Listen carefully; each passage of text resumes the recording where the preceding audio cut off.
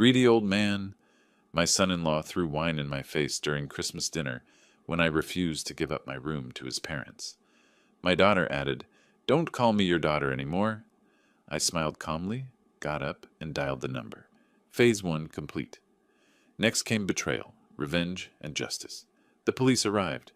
Before we continue, please subscribe to the channel and let us know where you are listening in the comments.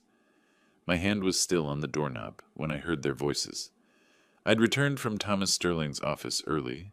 Traffic downtown had been lighter than expected, and now I stood frozen in my own hallway, keys digging into my palm. After he's gone, this place will finally make sense. Jennifer's voice drifted from the living room, casual as discussing weather. We've waited 3 years already. That was David, my son-in-law. How much longer are we supposed to pretend? I should have announced myself. Should have walked in, asked about their day, played the role I'd been playing since they moved into my West Hills home. Instead, I stayed motionless, listening. "This house is wasted on one old man," Jennifer continued. Something in her tone, not quite cruel but careless, made my chest tighten. "We deserve to be here. We've earned it." "Damn right we have," David said. 3 years of keeping him company, making sure he's not lonely. That's worth something. I backed away slowly, placing each foot with care. The third floorboard from the door creaked if you stepped wrong. I'd learned that when Jennifer was a teenager, sneaking in past curfew. Now I used that same knowledge to retreat silently, to slip back outside and close the door without sound. 30 seconds. I counted them standing on my own porch in the December rain. Then I opened the door normally, letting it swing wide, keys jangling. I'm home. Traffic was terrible coming back from downtown. The living room went silent. When I walked in, Jennifer was examining her fingernails with sudden intense interest. David's laptop was open on the coffee table, screen angled away from me. "Oh, Dad, we didn't hear you come in." Jennifer's voice had transformed. Bright, welcoming, false. "Just got back from some errands." I set my briefcase down carefully. "What are you two up to?" "Nothing much." David closed the laptop with a soft click. "Discussing Christmas plans?" "Ah, yes. The holidays. Always a busy time." I walked to the kitchen, poured water I didn't want, and stared at the rain-soaked backyard. 3 years of suspicions. 3 years of documenting, watching, hoping I was wrong. Now I had confirmation, delivered in their own careless words. That evening I refilled my coffee and passed through the dining room. David sat hunched over his laptop, absorbed. The angle was wrong for him to notice me, but perfect for me to catch the screen's reflection in the antique mirror my late wife Sarah had loved. Home equity line of credit, Portland, Oregon. Power of attorney, elderly parent. Property valuation, West Hills. He typed numbers into a calculator. $850,000. Then $200,000. Monthly payment estimates scrolled past. My hand tightened on the mug until my knuckles ached, but my face stayed neutral. I continued to my study without a word. Dinner arrived at 7. Jennifer had cooked, rare enough to be notable. She moved food around her plate, cutting chicken into precise pieces she barely ate. "So, Dad, I wanted to mention something." She touched the pearl necklace I'd given her for her 30th birthday. "David's parents will be visiting for Christmas." "Linda and Robert? That's nice. When do they arrive?" "Day after tomorrow. They'll stay about a week." I nodded, chewing slowly. "The guest room is available." "Well, actually," Jennifer's fork paused midair, "Linda has back problems. The guest room mattress might not be ideal for her." "I can purchase a new mattress." It would just be easier if they had a more comfortable space." She laughed, too quick, too high. "You know how Linda is about comfort." David said nothing, but his expression was smug, satisfied. "I see." I set down my fork with care. "We'll discuss this later." The rest of dinner passed in loaded silence. Jennifer asked about my day. I mentioned errands, a meeting, nothing specific. David excused himself early, citing work emails. Jennifer cleared dishes with exaggerated helpfulness, like a child trying to earn favor after misbehaving. By 10, they'd retreated to their bedroom. I waited until I heard their door close, their voices murmuring behind it, before I moved. My study was on the first floor, oak-paneled and quiet. I locked the door, a habit from my years as an accountant, protecting client files. Now I was protecting something more valuable. The desk drawer required a key I kept separate from my main ring.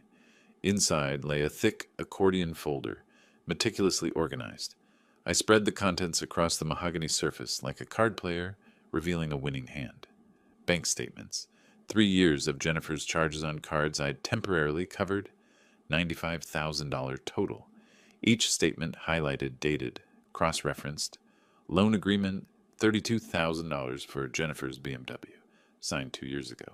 To be repaid within 12 months. That deadline had passed 18 months back. Her signature was clear at the bottom. Credit reports, showing their debt accumulation, their minimum payments, their careful avoidance of anything resembling financial responsibility. Photographs, David's laptop screens captured over months. Search histories, loan applications, property value estimates, audio files, saved on my phone, backed up on 3 separate drives. Oregon was a one-party consent state. Every conversation I'd been part of was legally recordable. And finally, dated just this morning, trust documents, irrevocable. The house, upon my death, would transfer to the charities Sarah and I had always supported. Jennifer would inherit nothing but debt. I pulled out my phone and dialed. "Thomas, it's Buford Harrison." My voice was steady. 3 years of practice at controlling it. Thomas Sterling had been my attorney for 20 years. He knew what this call meant. "We need to move forward. Tomorrow morning, if possible." His response was measured, professional. Questions about timing, about certainty, about consequences. "Yes, they've made their final move. Time to execute phase 1. I paused, looking at the evidence spread before me. The trust documents, the loan notifications, everything. He agreed. 9 a.m. tomorrow, his office downtown. "Good. I'll see you at 9. And Thomas, thank you for your patience these past 6 months." I hung up and allowed myself a small, cold smile. I didn't sleep that night. Not from anxiety. I was done with that. I sat at the kitchen table as dawn broke, rain streaking the windows, my folder of documentation beside me like a loyal soldier. 3 years of evidence. Today I would add the final pieces. By 6:45 a.m., I was reviewing my checklist one last time. Trust documents, ready for signature. Loan paperwork, organized chronologically. Withdrawal of power of attorney, drafted and notarized. Everything Thomas and I had spent 6 months preparing. Jennifer and David's alarm went off upstairs around 7:30. I heard it through the ceiling, heard the shower start. By 8:15, I was in my car, pulling out of the driveway before they'd finished their coffee. Let them wonder where I'd gone. Let them assume I was running errands like always. Thomas Sterling's office occupied the 14th floor of a glass building downtown. Rain hammered the windows as we sat across from each other, paperwork between us. "This is the final set." Thomas slid a leather portfolio toward me. "Once you sign, the trust is irrevocable. The house will transfer to the designated charities upon your death. Your daughter will have no legal claim." I opened it, scanning terms I'd already memorized. "And the loan documentation?" "All valid. Every payment you made on their behalf was documented as a loan, not a gift. Their signatures are on file. Total, $127,000. The number was satisfying in its weight. Real, undeniable. When can we serve notice?" "Whenever you're ready." "But Buford." He leaned forward, hands clasped. "Are you certain? This will destroy your relationship with your daughter." I met his eyes. Thomas had known Sarah, had handled her estate when cancer took her 4 years ago. He understood what family meant to me, but he didn't understand what these 3 years had cost. "She destroyed it herself. I'm simply acknowledging the reality." I signed. Each stroke of the pen felt like closing a door I'd held open too long. Trust document, loan notices, power of attorney revocation. My signature, witnessed and notarized, making everything official. By 11, I was home. The house smelled of coffee and Jennifer's expensive perfume. She was in the living room, phone pressed to her ear, laughing at something someone said. She waved at me absently as I passed. The next 3 days blurred together in a choreography of small humiliations. "Dad, we need the Christmas decorations from the attic. All of them. Today." Jennifer stood at the bottom of the attic ladder, not looking up from her phone. I was 64 years old, climbing into dust and heat, handing down box after box. 8 in total. each one heavy with ornaments, lights, artificial garlands Sarah had collected over decades. "Be careful with the ornaments. Some are expensive," Jennifer said when I nearly dropped the seventh box. David walked past without acknowledging me. Didn't offer to help, didn't even slow down. I said nothing. Each box I carried down was evidence. Each ignored courtesy was documentation of who they'd become. "Here's what we need for the Christmas dinner." Jennifer thrust a handwritten list at me the next morning.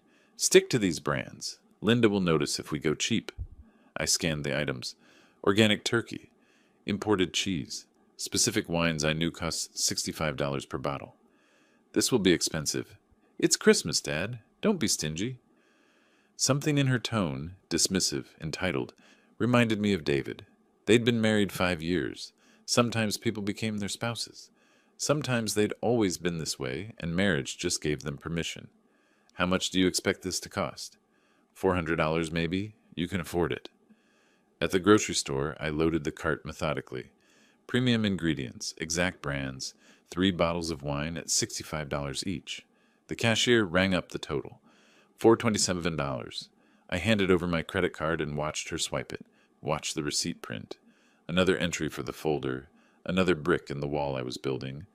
That evening, December 18th, 3 days before David's parents arrived, I needed a screwdriver from the garage.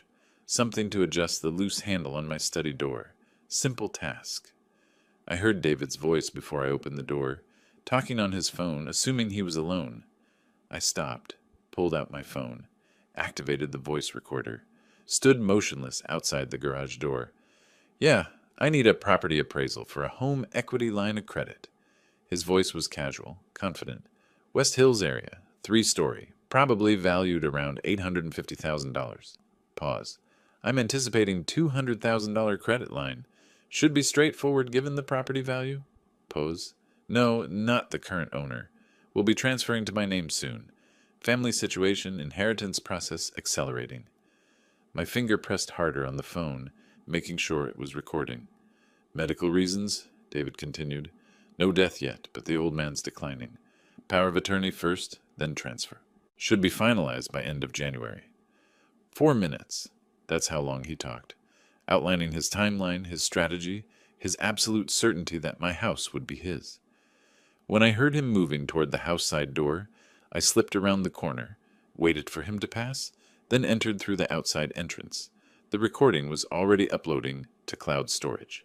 December 19th arrived cold and gray. Linda and Robert were due tomorrow. Jennifer had been increasingly anxious all day, cleaning, rearranging, instructing me on how things should be. At 8 p.m. she summoned me to the living room. Not asked. Summoned. David stood behind the couch, arms crossed. Jennifer sat, gesturing to the chair opposite. Not offering, commanding. "Dad, sit down. We need to discuss something important." I sat. "Linda and Robert arrive tomorrow. They need proper sleeping arrangements. The guest room is prepared." David shifted his weight. "Linda has back issues. The guest room mattress won't work. You need to move to the basement room for the week." The words hung in the air. 3 years had been leading to this moment, the moment they stopped pretending and simply demanded. "No." Jennifer blinked. "What?" I said no. "This is my house, my bedroom. I'm not moving." "Are you serious right now?" David's voice rose. "After everything we've done for you?" Something cold settled in my chest. Calm. Final. "What exactly have you done for me?" "We live here." His face was reddening. "We keep you company.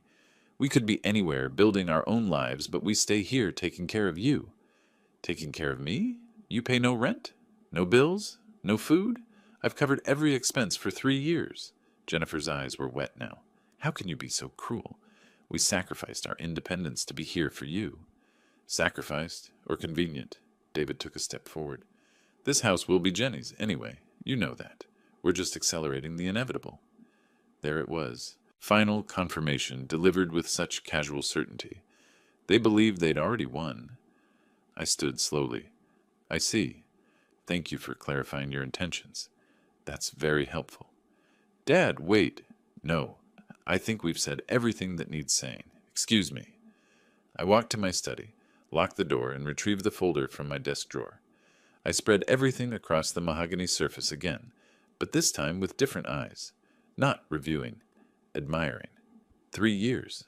1,095 days of documentation. Every slight, every expense, every entitled demand. All recorded, filed, notarized. They thought I was weak. They thought age had made me manageable. They were about to learn differently. The law was on my side. The evidence was overwhelming. And most importantly, they'd shown me exactly who they were. No more doubt, no more guilt. Only action.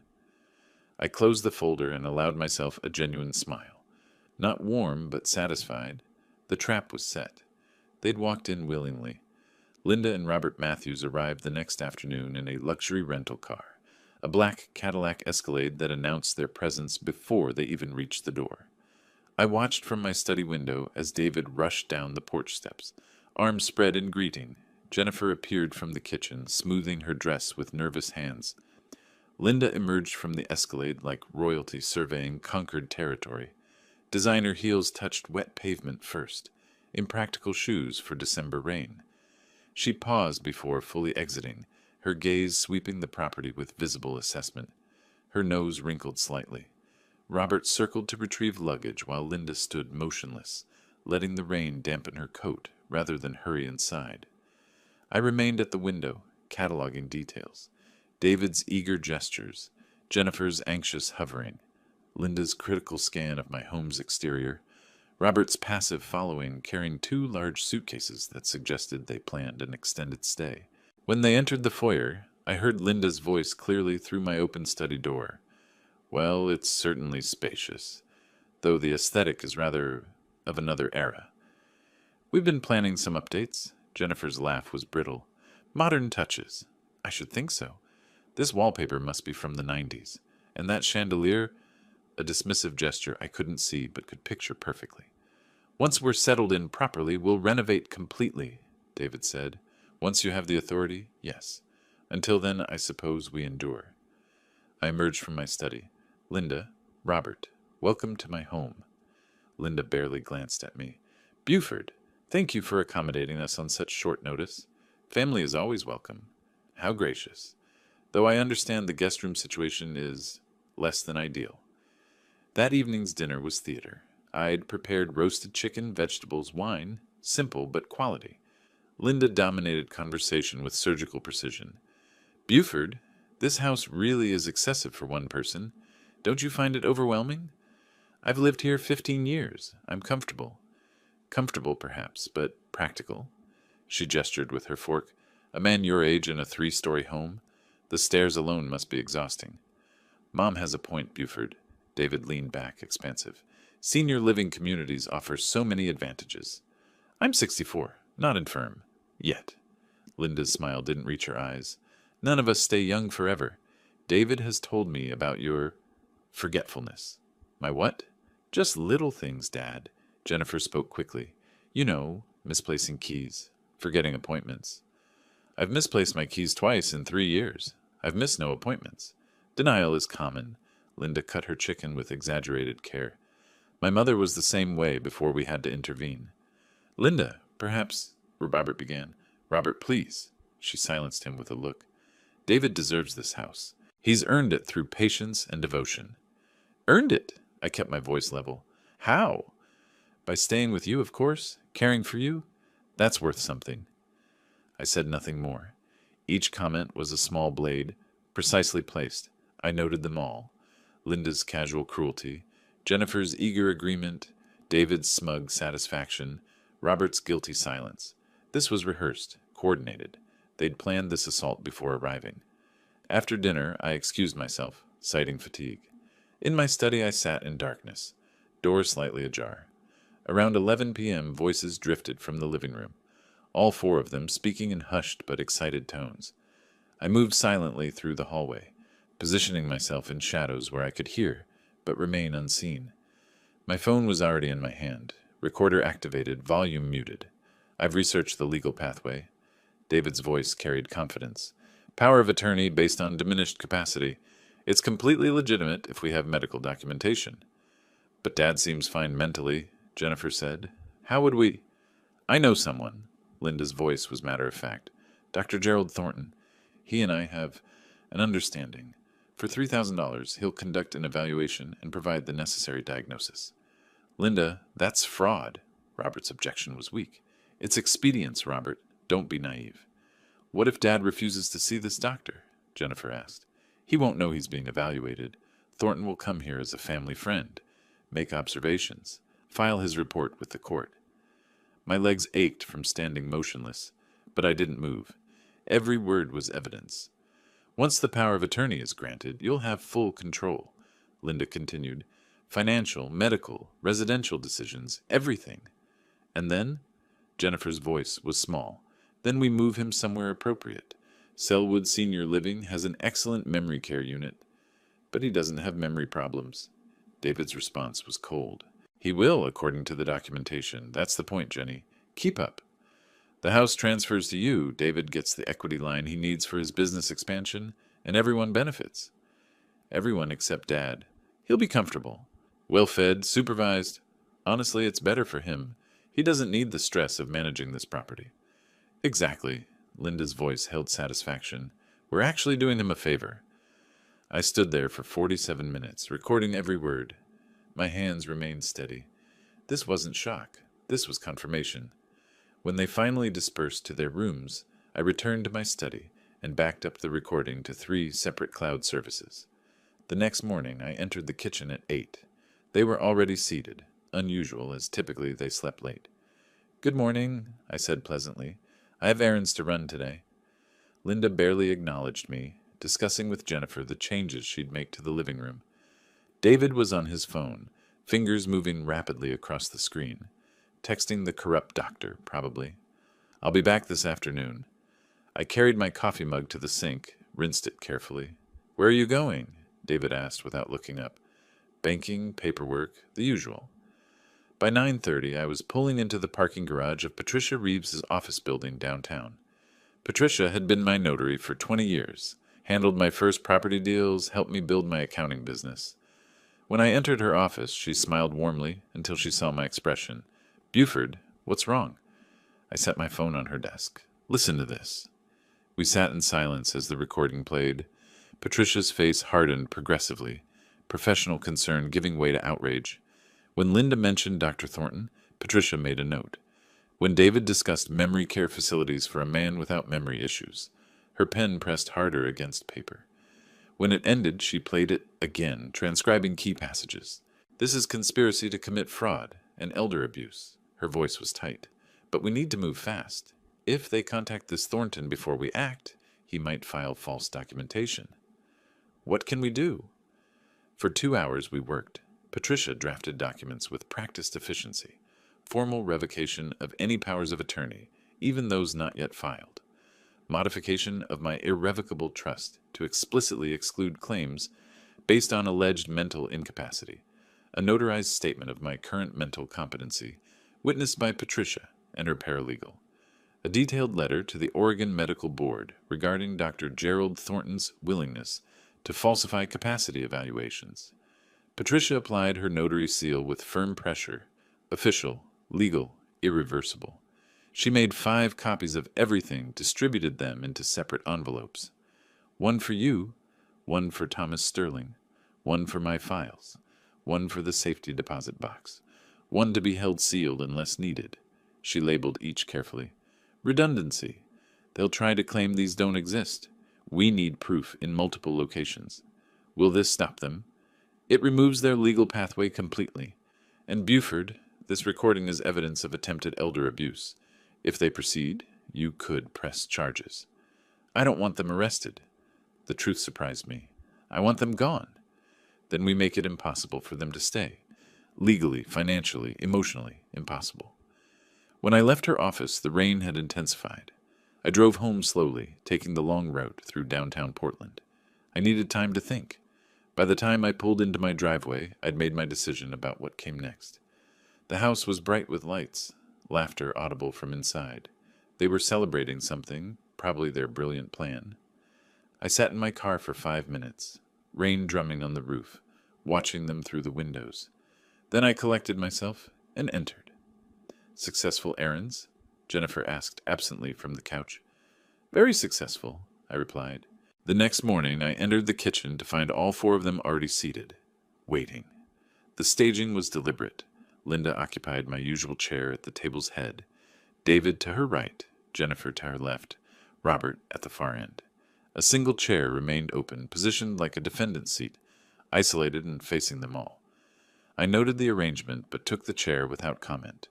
Poured coffee slowly. Let the silence build. Linda broke first. Buford, we need to address the sleeping arrangements. That guest room situation is completely unacceptable. Unacceptable how? The sofa bed is ancient. I've barely slept. My back is in agony. We require proper accommodations. Dad, it's just for a few days. Jennifer touched her necklace. Nervous habit. Can't you be flexible? And where would you suggest I sleep? The basement room is perfectly fine. David's voice carried casual dismissal. Climate-controlled, private, comfortable. You're one person rattling around in a master suite, Linda added. We're two people on a fold-out couch. The logic is obvious. I took a sip of coffee. The logic is that I should vacate my bedroom in my house for your comfort? The logic is that you should be gracious to your guests. No. What? David's head snapped up. No. I will not be moving to the basement. Not for a few days. Not at all. The refusal triggered something. David leaned forward, elbows on the table. Since we're discussing living arrangements anyway, let's address the larger issue. This house is too much for you, Buford. I manage fine. Do you? Linda's voice held practiced concern. 3 flights of stairs at your age? The yard work? Property maintenance? It's overwhelming. Jennifer and I need stable housing. David gestured between himself and my daughter. We're in our 30s, building careers, planning our future. You need simplicity. What exactly are you proposing? Senior living. There are excellent communities in Portland. Oak Gardens, for example. Beautiful facility. All amenities included. You've researched this? We've just looked into options, Jennifer said quickly, for when the time comes. And you believe the time has come? Yes. Honestly, it's overdue. David spread his hands. You should be somewhere with support staff, medical care, social activities, with people your own age. I'm 64, not 84. Age is just a number. It's about capability. Linda cut her toast into precise squares. And realistically, you're declining. Declining? Based on what assessment? Based on observation. Memory issues, mobility concerns, difficulty maintaining this large property. I have no memory issues. My mobility is fine. The property is well maintained. You're in denial. That's common. I set down my mug with care. And what happens to this house if I move to Oak Gardens? David smiled. It stays in the family, obviously. Jennifer inherits eventually anyway. This way she benefits now, when she needs it. I pulled out my phone, opened the calculator, typed 4,500, 12. Showed them the result, 54,000. So I pay $54,000 annually for a studio apartment while you live here rent-free? Dad, don't make it sound so mercenary. Jennifer's voice was strained. We're trying to help you. Are you? I turned to face her directly. Jennifer, look at me. She wouldn't. Do you truly believe I need this help, or do you need this house? I think it would be better. Her voice was barely audible. For everyone. Better for me, or better for your situation? Both. You'd have care, we'd have stability. 3 years ago, you moved in here saying you needed temporary help. Just until we get on our feet, you said. Was any of that true? It was true then. And now? Now things have changed. We have different needs. So when you said you were here to take care of me, you actually meant you were positioning yourselves to take possession of my assets.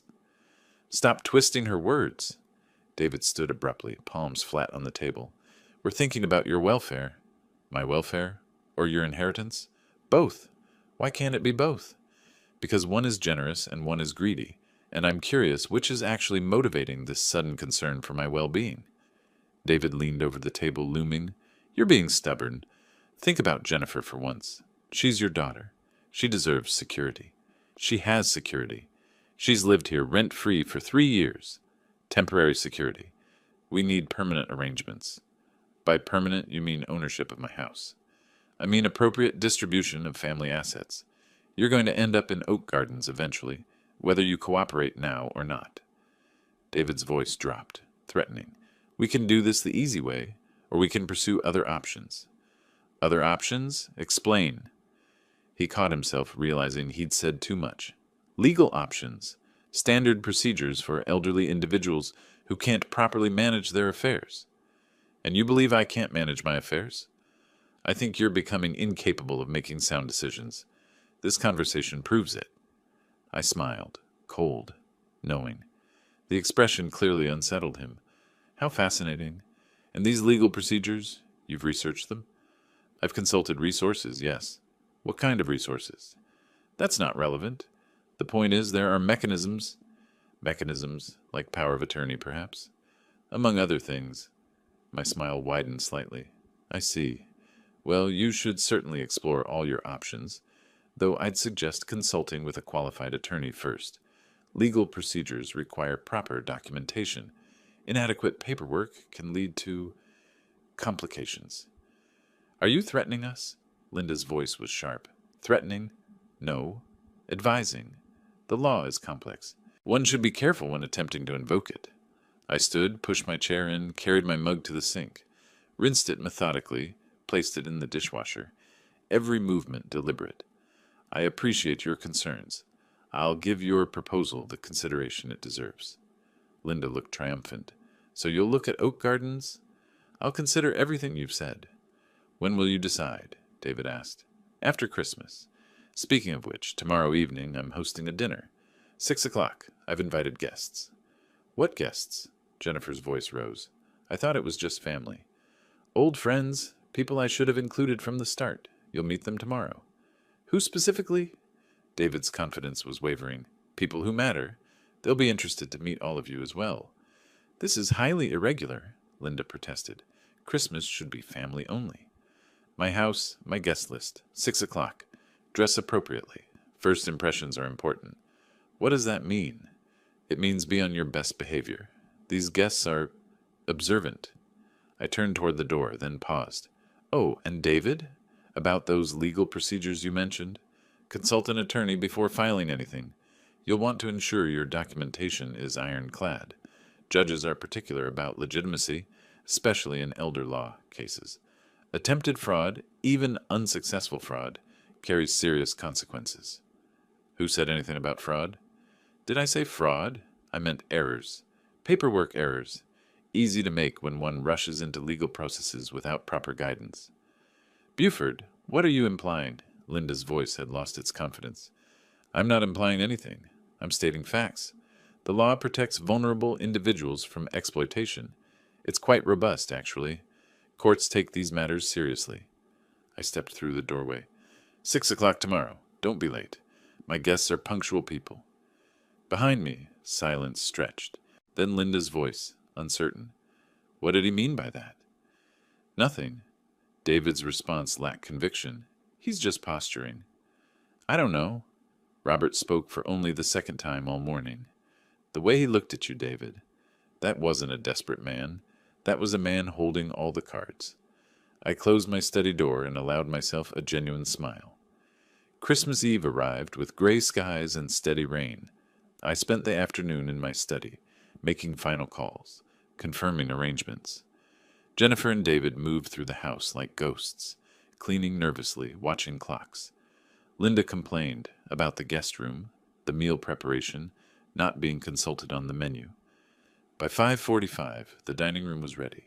My best china, candles lit, wine breathing on the sideboard. I'd set 7 places instead of 5. Let them wonder. At precisely 6 o'clock, the doorbell rang. Thomas Sterling stood on the porch, briefcase in hand, wearing a sharp charcoal suit. Thomas, right on time. Come in. I led him to the living room where the others waited. Everyone, this is Thomas Sterling, an old friend. Thomas, my daughter Jennifer, her husband David, and David's parents, Linda and Robert. Thomas shook hands with practiced ease. I watched David try to assert dominance through grip strength. Thomas didn't react. Linda offered barely her fingertips, dismissive. Jennifer's hand trembled. Pleasure to meet you all. Thomas's voice was warm but professional. Buford's spoken fondly of his family. How do you two know each other? David asked him. We've worked together on various matters over the years. Business associates, you could say. What kind of business? Linda's eyes narrowed. Legal matters, primarily, Property management, estate planning, that sort of thing. David tensed. You're a lawyer? I am. Though tonight, I'm just a friend enjoying Christmas Eve dinner. Dad didn't mention you were coming. Jennifer's voice was thin. I mentioned I was inviting guests. Thomas is always welcome at my table. Linda's response was ice. How fortunate for him. Dinner began with forced civility. I served the first course. Butternut squash soup, simple but elegant. Linda's first words, "This vintage is pedestrian." She gestured at the wine. Rather common for a formal dinner. David drained his first glass before the soup was finished. Poured a second immediately. His hands weren't quite steady. Thomas made pleasant conversation about Portland weather, the holidays, nothing substantial. But his presence unnerved them. I could see it. Jennifer barely touching her food. David drinking faster than eating. Linda's rigid posture. Halfway through the main course, David's wine courage kicked in. Buford, Jennifer and I have made a decision about your living situation. His words carried forced confidence. After the holidays, we're helping you transition to Oak Gardens Retirement Community. They have availability, $4,500 monthly. Perfect for your needs. I cut my chicken with deliberate care. And who pays this $4,500? You will, Dad. Jennifer spoke quickly. From the sale of this house. I'm selling my house? It's the logical solution. David leaned back, expansive. You move somewhere appropriate. We maintain the family home. Where will you live? Here, obviously. Someone has to maintain the property, manage everything. I set down my fork. This property isn't yours to manage. Not yet, David's voice rose. But it will be. You're not eternal, old man. Jennifer inherits eventually. We're just being practical about timing. David's absolutely correct. Linda nodded. You're hoarding assets that should benefit the family now. Thomas spoke quietly. Interesting perspective. I'm sorry, who asked for your input? Linda turned on him. Nobody. But as Buford's legal counsel, I'm naturally interested in discussions about his estate. Legal counsel? David's face flushed. What affairs? Thomas has handled my affairs for some time now, I said calmly. Jennifer's voice cracked. Dad, what's going on? Linda pivoted abruptly. Speaking of practical matters, Buford, I'm finished being diplomatic about sleeping arrangements. Tomorrow's Christmas. I will not spend it exhausted from another night on that sofa. You're giving us your bedroom tonight. No, Linda, I'm not. David stood, chair scraping back. Yes, you are. This is ridiculous. One person in a master suite, two people on a couch. One person in his own bedroom, in his own house. Your house? Your bedroom? David's voice cracked. You keep saying that like it means something, like you'll be here forever. Old man, you're in our way. Everything here will be ours eventually. Why are you making this so difficult? Because it's mine. Not yours. Not eventually. Mine. How selfish. Linda's voice dripped contempt. How utterly selfish. David grabbed his wineglass, still half full. His face was crimson, eyes unfocused. Greedy old man. You have everything and share nothing. You're selfish and pathetic. His arm drew back. David, don't. Jennifer's warning came too late. The wine arced through candlelight, hit my face, splashed across my white shirt, dripped onto the table. Cold shock of liquid, red staining white. For 3 seconds, nobody moved. The glass slipped from David's hand, hit the table edge, shattered on the floor. Jennifer gasped. Linda exhaled. Satisfaction or shock, I couldn't tell. Robert stood, moved toward the door. Thomas pulled out his phone. I reached for my napkin. Wiped my face methodically. Temple, cheek, chin, neck. Set down the napkin, stood. Pulled my phone from my pocket. Phase 1 complete. I scrolled to contacts. Selected Detective Morrison, pressed speaker. The dial tone filled the silent room. Once, twice, 3 times. Morrison? Detective, it's Buford Harrison. You can come now. Everything's recorded as we discussed. Her voice was professional, clear. I'm 5 minutes away. Keep everyone at the location. Don't let anyone leave or destroy evidence. Understood. I hung up, set the phone on the table, looked at each of them. David's face had drained of color. What did you do? You called the police? On us? I called a detective investigating conspiracy to commit fraud against an elderly person. Fraud? Jennifer's voice was barely audible. What fraud? The plan to forge medical documents. the scheme to obtain power of attorney through falsified mental capacity evaluations. Dr. Gerald Thornton, $3,000 for fabricated diagnoses. Ring any bells? Linda's hands trembled. How do you know that name? I know everything, Linda. Every detail of your conspiracy. I've known since December 20th when you discussed it in my living room. You recorded us? David stumbled backward. That's illegal. Thomas spoke calmly. Oregon Revised Statute 165, 540. One-party consent. Entirely legal when Mr. Harrison recorded conversations in his own home. Dad, please, Jennifer was crying again. This is a misunderstanding. Explain to Detective Morrison when she arrives. I'm sure she'll be fascinated. This is entrapment, Linda's voice shook. Provocation. This is documentation of conspiracy to commit elder abuse and fraud, Thomas said. Very different things, Mrs. Matthews. Through the window, I saw headlights sweep the driveway. 3 minutes had passed since the phone call. I stood by the window, wine still staining my shirt. Thomas had his briefcase open, reviewing documents. David paced, running hands through his hair. Jennifer sat frozen, mascara streaked. Linda maintained rigid posture, but her hands trembled. Robert stood by the door, coat already retrieved. Headlights swept the driveway. An unmarked sedan parked. 2 uniformed officers emerged, followed by a woman in plain clothes. I opened the door before she could knock. Detective, thank you for coming. Mr. Harrison. She was early 40s, professional demeanor, sharp eyes. She showed credentials. Detective Sarah Morrison, Portland Police. 2 uniformed officers, Martinez and Chen, remained near the entrance, blocking exits. Morrison entered the dining room, surveying everything. Wine-stained table, broken glass, my ruined shirt, 4 people in obvious distress, 1 calm lawyer with open briefcase. You reported an assault and conspiracy to commit fraud? I reached into my pocket, pulled out a small digital recorder. Everything's documented. The assault happened minutes ago. The conspiracy... I pressed play. David's voice filled the room, recorded December 20th. Dr. Thornton will provide the evaluation for $3,000. This is entrapment. David's voice was too loud. He provoked us, recorded us illegally. Morrison held up a hand. Sir, I'll get to you. Mr. Harrison? Thomas stepped forward. Detective, I'm Thomas Sterling, Mr. Harrison's attorney. Oregon is a one-party consent state. These recordings are completely legal.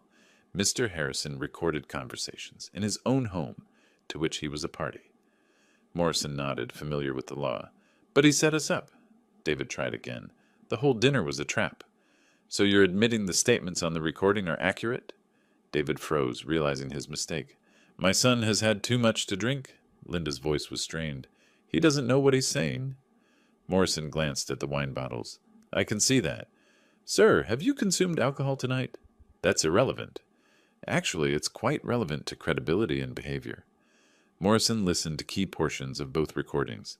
Her expression hardened when Linda's voice mentioned falsifying medical documents. She made notes.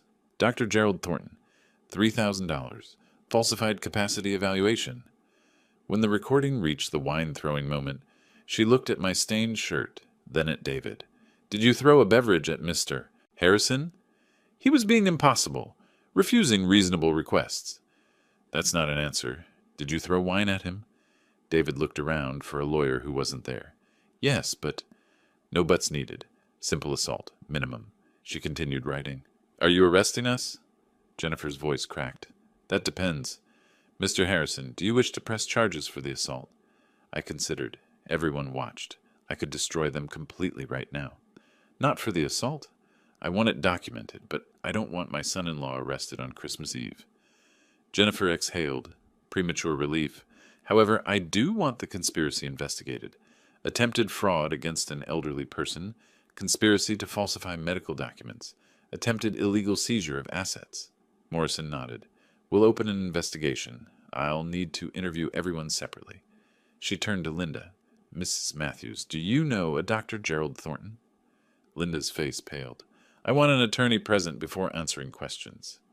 That's your right, but refusal to cooperate is noted. After brief individual interviews, basic information gathering, Morrison released everyone with warnings. Don't leave the Portland area. We'll have follow-up questions. If anyone contacts Dr. Thornton or attempts to interfere with this investigation, that's obstruction. Linda stood immediately. Robert, we're leaving. Now. Jennifer called after her. Mom, wait! You got us into this situation, Jennifer. Linda's voice was cold. You and your weak spine. We're going home. Sounds of rapid packing upstairs. 15 minutes later, the Escalade pulled out, heading back to Seattle. Fleeing, though technically allowed since they weren't charged. Yet. After the police left, it was past 10. David and Jennifer sat on the couch, stunned. I went to my study, returned with Thomas. Thomas opened his briefcase, removed official documents. Jennifer Matthews and David Matthews, I'm here in my capacity as legal counsel to formally serve you with the following notifications. He placed documents on the coffee table. First, notice of irrevocable trust. The property at this address has been transferred to an irrevocable trust. Beneficiaries, Portland Breast Cancer Research Foundation and Oregon Food Bank. Upon Mr. Harrison's death, this property transfers to said charities. You have no current or future claim to this asset. David's face drained of color. Second, notice to quit. As residents without a valid rental agreement, you are hereby given 30 days to vacate the premises. Third, loan repayment demand. Total amount owed, $127,000, representing car loan, credit card payments, and other expenses paid on your behalf over 3 years. Payment plan or legal action commences January 15th. Jennifer stared at the papers. Dad, what is this? The truth. Everything I gave you was documented as loans. You signed the papers. You just never read them. David picked up the car loan document, saw Jennifer's signature. $32,000 for the Lexus? With interest, Thomas said. And that's just one item. You can't do this, Jennifer's voice broke. I'm your daughter. You said not to call you that anymore. I'm honoring your request. Jennifer picked up the trust document, hands shaking. Breast cancer research? Food bank? Not me. Because charity won't try to defraud me, forge documents to declare me incompetent, or conspire to lock me in a memory care facility I don't need. She grabbed the eviction notice. 30 days? Where are we supposed to go? That's not my concern. You made it clear tonight you don't want to be my daughter. Daughters don't demand their fathers be institutionalized so they can steal property. The loan document showed the total, $127,000. We can't pay this. Then you'll face collections, wage garnishment, asset seizure. The legal process is applied to everyone. Thomas gathered his copies. You have 30 days to vacate. The loan payment is due January 15th. Any questions should go through proper legal channels. He left. The front door closed. Jennifer and David sat in silence.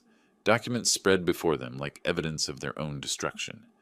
Finally, understanding. They'd lost everything. Christmas morning arrived hollow and quiet. I woke early, made coffee in my kitchen without interference for the first time in 3 years. The absence of tension felt strange, almost unfamiliar. Upstairs, David and Jennifer hadn't slept. I'd heard them moving around all night, voices murmuring, laptop keys clicking. Around 8, David appeared in my study doorway. His eyes were red from screen staring, not tears. We need to talk. I didn't look up from my book. We have nothing to discuss. Everything was explained last night. I'm getting a lawyer. Those documents won't hold up. Feel free to consult counsel. Thomas Sterling followed the law precisely. You'll waste money, but that's your choice. His jaw clenched. You manipulated Jennifer into signing those papers. I offered assistance with expenses. She signed standard loan agreements. If she didn't read them, that's her responsibility. No court will uphold this. Every court will. The documents are notarized, witnessed, legally binding. Your lawyer will tell you the same, after charging you several $1,000s. He left. 2 hours later, he was gone in Jennifer's Lexus, heading to some attorney willing to meet on Christmas Day. By noon, he returned. I heard him come in, heard Jennifer's urgent questions, heard his defeated response. He says we have no case. That afternoon, Jennifer found me in the living room. She'd been crying all morning. She tried the emotional approach one final time. Dad, I'm your daughter. Blood. Family. You can't actually go through with this. I remained in my chair, book open. You told me not to call you my daughter. December 23rd, approximately 7:46 p.m. Those were your exact words. I was upset. I didn't mean it. I looked at her properly. You meant it enough to say it in front of witnesses, including the police detective.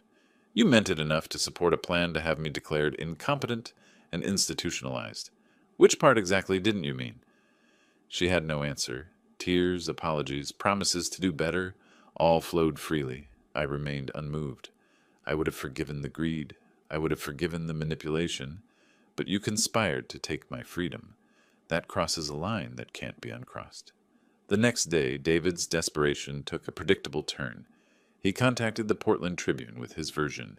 Cruel father evicting his own daughter just after Christmas, demanding repayment for gifts given over years, leaving them homeless over a family dispute. The reporter published a brief online article. For a few hours, social media buzzed with outrage. People loved that narrative. Heartless parent, suffering children. David thought he was winning. Then I made my move.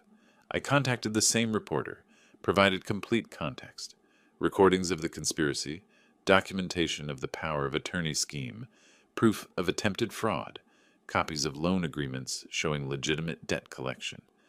I also provided Detective Morrison's statement, confirming an active investigation into conspiracy to commit elder abuse. The reporter, realizing she'd nearly published a one-sided story about fraud victims, issued a correction and full investigative piece. Elderly Portland businessman foils family fraud scheme. The article detailed everything: the conspiracy, the corrupt doctor plan, the wine-throwing assault. David's name was prominently featured. His original sympathetic narrative was destroyed within hours. That evening, David's phone rang. His supervisor. David, we've seen the news coverage. The company can't be associated with someone involved in an elder abuse investigation. We're placing you on unpaid leave pending resolution. Corporate speak, for you're likely fired. 2 hours later, Jennifer received a similar call from the salon owner. This publicity isn't good for business. Clients are uncomfortable. I'm sorry, but I need to let you go. Both unemployed within hours. Their modest but stable income evaporated. That evening, they sat at the kitchen table surrounded by laptop screens, showing apartments they couldn't afford, loan applications already denied, job postings now impossible because Google searches of their names produced that article. David slammed his laptop closed. This is impossible. We have nothing. We can't afford to move, can't afford to stay, can't afford a lawyer to fight it. Jennifer stared at her phone, reading comments. Hundreds of strangers celebrating their downfall. Greedy. Scheming. Karma. She looked at David. My father did this. He planned every piece of it. For months, maybe years. We never had a chance. David's response was bitter. We had every chance. We just thought we were smarter than him. We were wrong. The morning of December 27th, David woke after maybe 2 hours of sleep. Jennifer was already awake, laptop open, scrolling through apartment listings with dead eyes. She'd been doing this since 5 a.m. Search, calculate, realize it's impossible, repeat. What about this one? She pointed to a studio. $200 monthly. David joined her, coffee forgotten. $200 plus deposit is $600. We have $200. Minus moving truck, utility deposits, food. She trailed off. We'd be broke in a week. They kept searching anyway because the alternative was accepting they were trapped.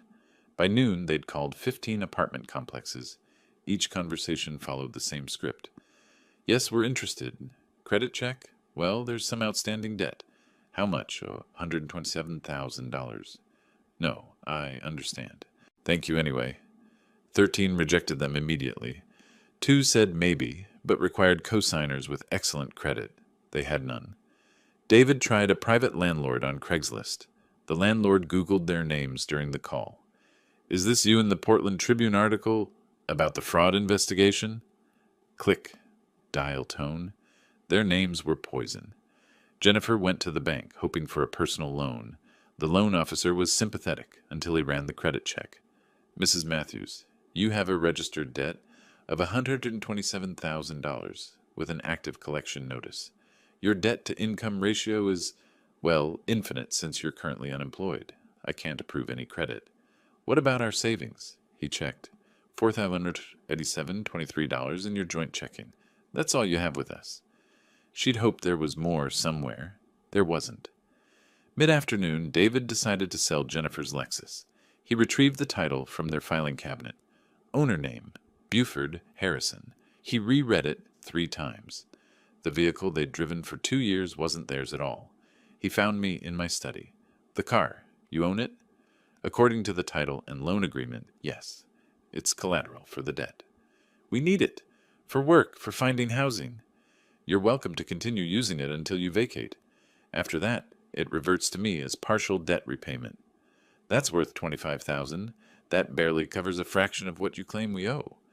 Correct, which is why the remaining $102,000 will still need to be addressed. Evening found them back at the kitchen table. Jennifer had a legal pad filled with calculations all crossed out. Current assets, $4,087. Minimum housing deposit, $3,500. Remaining, $687. Monthly expenses, food $400. Phone Zach, $40. Insurance $200. Gas $100. Total $840. Deficit $153. And that's before rent. David looked over her shoulder. This assumes we find an apartment that accepts us, which we can't. It assumes we have income, which we don't. Jennifer drew a circle around the numbers. We're $150,000 in the hole when you count the debt. We make nothing. We have nothing. Your father knew this exact calculation. He engineered it so there's no escape.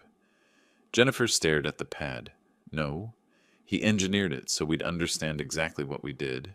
We lived off him completely. Every comfort we had was his. We just didn't realize it because he never made us feel it. Until now. That evening, Jennifer found me in the living room, reading by lamplight. She stood in the doorway. No tears left, just exhaustion. What do you want? Tell me. Money? Public apology? Me on my knees? What would make you stop this? I marked my page, closed the book, looked at her properly for the first time in days. I want you to understand something fundamental. Dignity isn't purchased. It can't be negotiated or borrowed.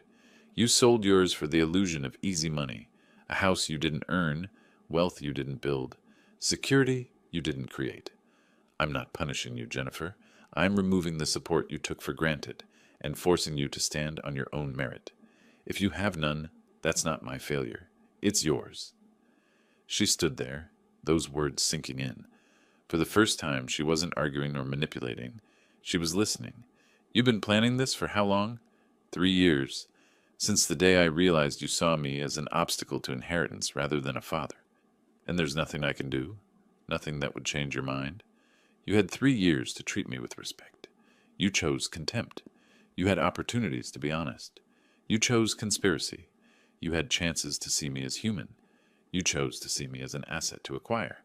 Those choices are final. These consequences are earned. She turned to leave, paused at the door. Did you ever love me? Your daughter? My voice was quiet but clear. I love the daughter I raised. I don't know who you've become. She walked out. I returned to my book, lamp casting warm light in my reclaimed home. Upstairs, Jennifer packed what little truly belonged to them, which turned out to be almost nothing. Jennifer woke to winter sunlight streaming through windows that would never be hers. Today was departure day. December 28th, the deadline I'd given them reduced from 30 days to 10. No extensions, no negotiations, no mercy. She looked around the guest room, their temporary home for 3 years. She saw it clearly now. They'd always been guests, never residents, never family. David was already awake, 2 suitcases open on the bed, nearly empty. That's all we can take? He gestured around the room. Everything else is his. The bed, dresser, lamp, even the hangers. We take our clothes and leave. 2 suitcases for 3 years of living. That was the sum of what they actually owned. They went through possessions methodically, discovering truth in each item. Jennifer reached for her jewelry box, gifts from me over birthdays and Christmases. Can I take these? David checked Thomas Sterling's documents. Gifts valued over $500 revert to estate as debt payment. How much are those worth? Maybe $3,000. Leave them. Her laptop, purchased by me for salon work. This belongs to him. Leave it. Kitchen appliances bought with my credit card. Mine. Artwork selected with my money. Mine. Books, decorations, cookware, everything stamped with my invisible ownership. By noon, 2 suitcases contained clothes, toiletries, a few personal photos, their sum total. 3 years reduced to 60 pounds of fabric and memories. At 2 p.m., they did a final walkthrough. Each room was a monument to their delusion. The dining room where they'd eaten hundreds of meals, my table, my chairs, my food. The living room where they'd watched television, my TV, my couch, my subscription. Jennifer stood in the kitchen, hand on the granite countertop. I told people this was my house. I gave advice on home renovation like I owned it. Everyone was wrong, David said, including us. They carried suitcases downstairs. I was in my study, door open, deliberately visible. They passed without speaking. I didn't look up from my computer. They were already gone to me. They drove to the Starlight Motel on 82nd Avenue, the kind of place that rents by the week, charges cash, asks no questions. $65 per night was all they could afford. The room was 200 square feet. 1 bed, 1 bathroom, 1 window overlooking the parking lot, 1 ancient TV bolted to the dresser. The heater rattled. The carpet bore stains. This was what $4,000 purchased. 60 nights of barely adequate shelter. Jennifer sat on the bed, testing the springs. They squeaked. She thought of the guest room bed they'd just left. Memory foam, high thread count sheets, quiet comfort. This is our life now. David dropped the suitcases. Temporarily, until we recover. Recover how? We have no jobs, no references, no credit, and everyone who Googles our names finds articles about fraud. At 4 p.m., someone knocked. A courier with certified mail. David signed, opened it. Portland Police Department letterhead. Investigation RE. Conspiracy to commit elder abuse. Case closed. Insufficient evidence to prosecute. While recorded conversations demonstrate intent to commit fraud, no actual fraudulent actions were completed. Case filed as resolved with notation. What does that mean? Jennifer asked. Means we're not being charged, but it's permanently documented. Any future background check shows we were investigated for elder abuse conspiracy. So we're guilty without being convicted? We're tainted, which is almost worse. Conviction you can eventually clear. Suspicion follows forever. An hour later, another envelope. Columbia Credit Services. Debt collection notice. $127,000 principal plus accrued interest.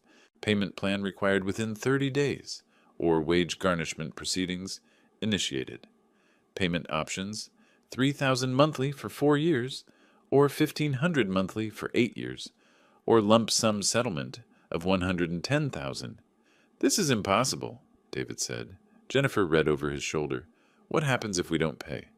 Wage garnishment, asset seizure, property liens, credit reporting, civil judgment. They can take money we don't have from jobs we don't have. We signed the papers. That's all that matters legally. Evening settled. They sat on the bed, nowhere else to sit. TV stayed off. The heater rattled. A couple argued next door, voices bleeding through thin walls. David stared at the debt notice. Jennifer stared at the police letter, 2 pieces of paper summarizing their destruction. He planned this, David said finally. Every detail. The loans, the trust, the recording, the timing. This wasn't reaction. This was execution. For 3 years we lived in his house, ate his food, drove his car, spent his money, Jennifer said, and complained it wasn't enough. We saw him as an obstacle instead of... She couldn't finish. Instead of what? A person? A father? Jennifer nodded. We forgot he was human. We treated him like an inheritance waiting to happen. They sat in silence. Outside, Portland's lights glowed. A city full of people living lives, unaware of the small tragedy in room 211 of the Starlight Motel. 2 people who gambled everything on greed and lost. Jennifer lay down, fully clothed, staring at the water-stained ceiling, understanding finally and completely there was no going back. This was their life now. This was what they'd earned. The same evening, December 28th, around 9 p.m., I sat in my reading chair, the leather one I'd owned for 15 years. Book open but unread on my lap.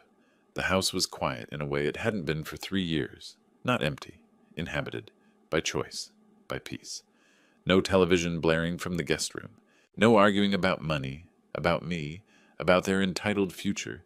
Just the subtle sounds of an old house settling, wood contracting in winter cold, the furnace cycling, rain beginning against windows. This was my home again, completely, undeniably, peacefully mine. On the coffee table lay the thick folder I'd assembled over 3 years. I opened it one final time, reviewing the Chronicle. Page 1. Transcript of overheard conversation, June 2022. David telling Jennifer, "He won't last forever, and this house will be worth a fortune." Page 15. Photographs of my original will versus the new irrevocable trust. Page 32. Audio transcripts of the December 20th conspiracy, each sentence damning. Page 45. Jennifer's signatures on 8 loan agreements, each clearly titled, each legally binding. I documented everything because I'd learned a hard lesson. Family alone isn't enough. Without respect, without basic decency, family becomes predation. This folder was my shield. Now, my vindication. I reached for my phone, dialed Thomas Sterling. "Thomas, it's Buford. They departed at 2 p.m. as required. I wanted to thank you for your precision." He assured me the trust was airtight, the debt collection proceeding normally, the eviction legally unassailable. Next call, Patricia Reeves. "Patricia, the trust is executed. Portland Breast Cancer Research Foundation and Oregon Food Bank will receive the property upon my death. Thank you for 20 years of faithful service." She expressed satisfaction that I'd protected myself. 2 phone calls, 2 partnerships concluded. The legal architecture of my protection was complete. I stood at the window, looking out at Portland's lights scattered across the valley. Breast cancer research. My wife had fought that battle 8 years ago, ultimately losing. The house she loved would fund research, so others might win. Oregon Food Bank. I remembered childhood hunger, remembered my mother stretching meals impossibly thin. This house would feed people who needed it. Jennifer and David wanted this property to fund their comfort, their leisure, their avoidance of responsibility. Instead, it would serve people who actually needed help. That felt correct. Not vengeful. Correct. Justice aligned with compassion, just not compassion for those who'd tried to exploit me. I returned to my chair, let myself remember. 3 years ago, Jennifer moved in with promises of just temporary. I'd believed her, wanted to help. But within months, the dynamic shifted. I became the inconvenience, the obstacle, the old man in the way. Little comments. "You really need all this space?" Financial requests. "Just help us with the car payment." Dismissive gestures, eye rolls when I spoke. Conversations stopped when I entered rooms. I saw it happening and made a choice. Document everything, prepare for the worst, hope for the best. The worst arrived.